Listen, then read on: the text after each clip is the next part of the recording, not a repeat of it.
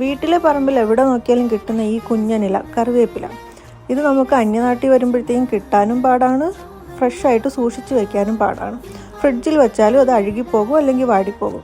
അപ്പോൾ ഇതിന് നമുക്ക് എങ്ങനെ ഫ്രഷായിട്ട് സൂക്ഷിച്ച് വയ്ക്കുക എന്നുള്ളൊരു ഹാക്കുമായിട്ടാണ് വന്നിരിക്കുന്നത്. അതിനൊരു ട്രൈ പ്ലേറ്റിൽ 2 ടിഷ്യൂ പേപ്പർ വിരിച്ചിട്ട് നമ്മുടെ കഴുകി വൃത്തിയാക്കിയ കറിവേപ്പില ഇങ്ങനെ ഒന്ന് വെച്ചിട്ട് വീണ്ടും 2 ടിഷ്യൂ പേപ്പർ കൊണ്ട് ആ ഈർപ്പം ഫുള്ള് ഒപ്പിയെടുക്കുക.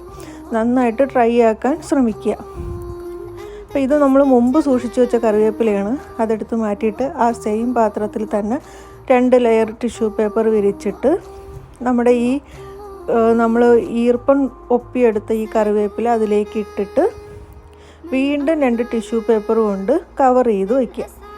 അപ്പോൾ ഇത് നമ്മൾ എത്ര ദിവസം വേണമെങ്കിലും ഇരിക്കും ഇതുപോലെ ഫ്രഷായിട്ട്. നമ്മളിപ്പോൾ ഡപ്പയിലൊക്കെ ഇട്ട് അടച്ച് വയ്ക്കുകയാണെങ്കിൽ ഡ്രൈ ആയി പോവും അല്ലെങ്കിൽ അഴുകിപ്പോവും. ഇതാകുമ്പോൾ ഫ്രഷ് അതുപോലെ തന്നെ ഇരിക്കും.